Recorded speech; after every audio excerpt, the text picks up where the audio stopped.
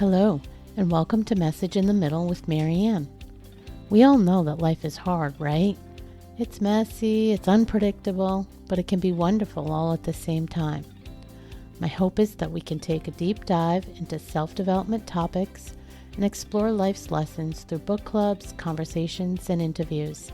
And together, we can uncover the lessons that others have already learned to help us navigate this crazy, wonderful ride called life.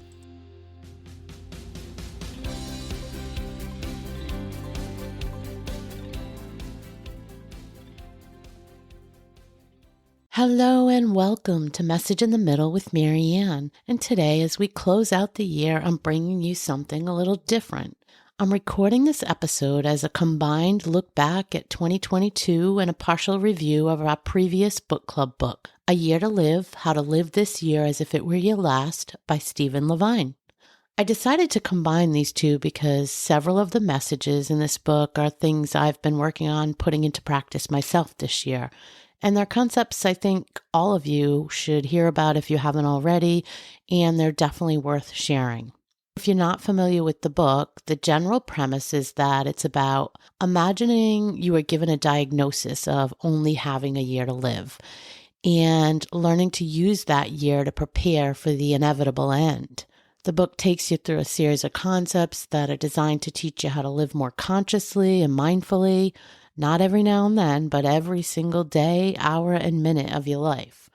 It challenges you to live each moment as if it were your last and to live fully without regret. And it tries to teach us how to gain the clarity, insight, and closure that many people don't get to experience until it's too late.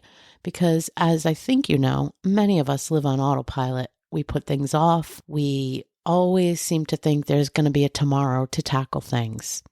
So in chapter 1, Levine talks about how people look back on their lives and are often overwhelmed by a sense of failure and are filled with a closet full of regrets on their deathbed. They realize at the end how precious their relationships were, how much they would have loved to find work that really mattered to them, and how much they wish they had followed their dreams versus expectations of what everyone else wanted for them. They often regret the way their life played out in general. This is definitely something we heard before. In fact, when I did a series on grief, you might remember that we heard from several grief counselors and coaches and palliative care doctors, and they all echoed this sentiment. Most people, unfortunately, die with regret and have unfulfilled dreams. This whole thing resonated with me right out the gate because even though I had been on this self-improvement journey for many years, it really wasn't until 2021 that I had the huge wake-up call when I separated from my job and company and team, the same one that I had been with for over 25 years. That whole event caused me to examine my life and the way I had been living it and my priorities. And in retrospect, it was probably one of the best things that could have happened. As a result of that event and lots of self-reflection, I started living completely differently. And one of my goals that I made coming out of that time was to make sure I didn't let my priorities get out of whack again and to create more balance in my life. As a matter of fact, that led me to choosing balance as my focus word for 2022. So how did I do?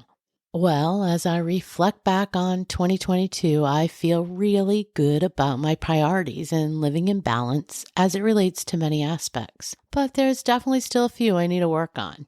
The area I think that I was most successful in was around the allocation of the time I give to my job versus everything else.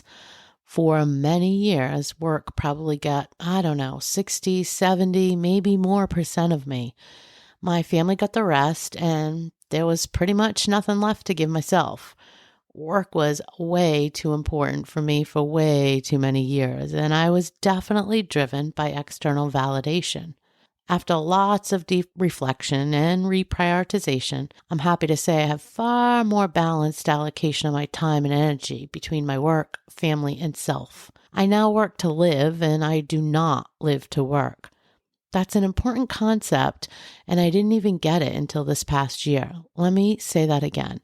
I now work to live, and I do not live to work. So what this means to me is I still work hard, and I add value at my new job, and I get paid to do so. But work is definitely not my everything. It's no longer something I look to for personal validation. And based on those changes, I was able to prioritize, appreciate, and enjoy time with my family and make time for my own self-interest and self-care. Who knew that filling our own cup was so important to feeling fulfilled and makes us happier?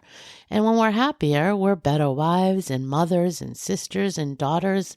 All of it, really, everything changes when we have a little bit of time to focus back in on ourselves.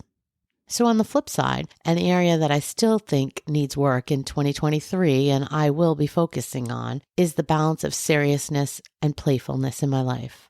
I can remember being easier going as a child and teenager, but I think getting pregnant at 19 and becoming a mom at 20 and really having to make my way in the world by myself at that young age pushed me into a level of seriousness and motivation that I somehow got stuck in. I was so busy trying to make sure we were okay that somewhere along the line I forgot how to have fun, and somehow I missed the memo letting me know that it was okay to relax a little once I got into a better spot and with more security.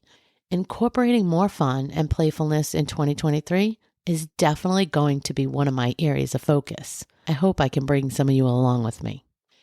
In chapter 3, Levine asks what we would do if we only had 1 year to live.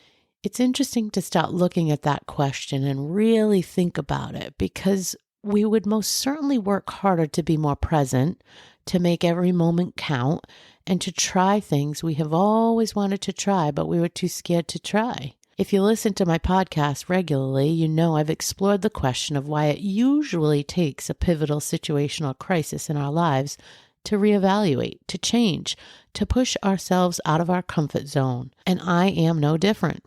For me, the separation from my 25-year career in mid-2021 was the genesis of the reevaluation of the life I'm living into in 2022. One where I'm living intentionally, have my priorities straight, and have really pushed myself out of my comfort zone in multiple ways. This podcast was one of them, and monetizing the book club was another. None of that was easy for me. They were things I wanted to try for a long time, but I held back because of my ego. What would people think? What if I didn't have it all right? I was way too concerned with perfectionism and then got imposter syndrome. But fortunately, I'm happy to say I pushed through all that. I jumped in one step at a time, and I'm finding my way and hopefully positively impacting at least one person. One of my biggest wishes for every woman is that they can somehow get to a similar place of clarity without having to go through a health or life crisis. To that end, I think this book can definitely be a tool in helping anyone push themselves to evaluate their life and identify some things that maybe they should focus on or change. In chapter 8, Levine explores the concept of noticing. He talks about it being a basic technique in becoming more present. In 2022, this is one of the things I really incorporated into my daily life. Learning to take note of my thoughts, feelings, and reactions has been pivotal to me in many ways, because once you notice the behavior or thought patterns, you can learn to take a pause. And when you can learn to take a pause, you can make more conscious decisions on your reactions or actions. You can live with intention versus on autopilot. It doesn't always mean you'll make the quote unquote best choice, but it does mean you'll be living more intentionally. In chapter 9, there is an exploration of being committed to life. The author reminds us that even if we have a prognosis of only 1 year to live, it really is a luxury to have another whole year. Even if it's just a year, it's a year that many people don't get. Life is fragile and precious, and we need to make each day count and be grateful for each day we're here. This combined with chapter 18, which is a chapter in gratitude, really resonated with me and the work I've been doing in 2022. I think the more gratitude we bring into our life, the more thankful we are and the more positive we feel. The practice of gratitude increases our appreciation for life, and it's a practice that I'm happy to say I consistently incorporated into my daily routine. Starting each day being grateful for waking up and then taking a moment to notice a few other things I'm grateful for, it's really made a difference in how I feel each day before I even get out of bed. Learning to notice the gifts the universe delivers to us, big, small, doesn't really matter. It just shifts your attitude to one of being grateful and blessed and away from being a victim or sad or helpless. If this isn't something you're doing on a daily basis, you really ought to give it a try. It's definitely easy to incorporate and it will make all the difference in the world. Chapter 23 was about letting go of control. This is definitely something else I worked on in 2022. Honestly, I'm still working on it. I spent most of my years trying to orchestrate everything around me to ensure the best outcome and protect from what ifs. What I know now is that I wasted too much time and energy. You can't control anyone or anything except yourself. And I can't be present if I spend all my time worrying about the future or the what ifs. I missed way too much of my life in that negative cycle, and now I focus on myself, my feelings, my actions, my reactions, and I live in the today and take things as they come. I know that I'm strong and I'm smart, and based on what I've been through in the past, I know I can get through whatever else comes up, and so can you. We don't have to waste our time and energy on the what ifs and trying to think through all those scenarios. Just wait and see if they play out. Most of the time they don't, and you wasted all that time. But if they do, know and feel confident that you'll be okay and you'll figure out how to get through them. All in all, I would definitely recommend this book, and most of the book club group felt the same way. It's deep, it's thought-provoking, it definitely gives you all the feels and takes you on sort of a roller coaster of feelings, but it's sure to conjure up a lot of feelings that make you really think about things in a way you probably never felt with before. And that ends up filling you with some insight and pushes you toward growth. So for me, that's a definite yes. As far as me and my look back on 2022, I'm pretty happy with how things went. No, it wasn't a perfect year. There were definitely issues. I didn't complete all my goals and make all the best decisions every single time, but I was much more intentional. I definitely brought balance back into my life. My relationships are better. I pushed myself out of my comfort zone and tried new things and allocated time to things that I love. I built a consistent gratitude practice, which is, again, something I thoroughly recommend. I guess overall, I'm closing out 2022 feeling very thankful. I'm thankful for the changes I incorporated into my life. I'm thankful to have better relationships with friends and family. I'm thankful to have more balance. I'm thankful to be less externally focused. I could go on and on and on because I really do feel very thankful and blessed right now with where I sit in life. Again, just to make sure you guys recognize, this doesn't mean it's without issue. That's not real life. It just means I'm doing the work and I'm seeing the rewards. Before I close out, I want to say thank you. Thank you for anyone that's listened to the show consistently.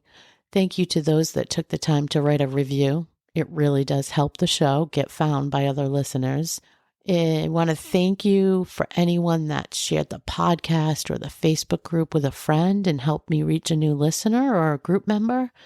And thank you most for allowing me to explore producing this podcast with zero judgment and tons of support. I couldn't have asked for a better group to help surround me while I tried to do this. How about you?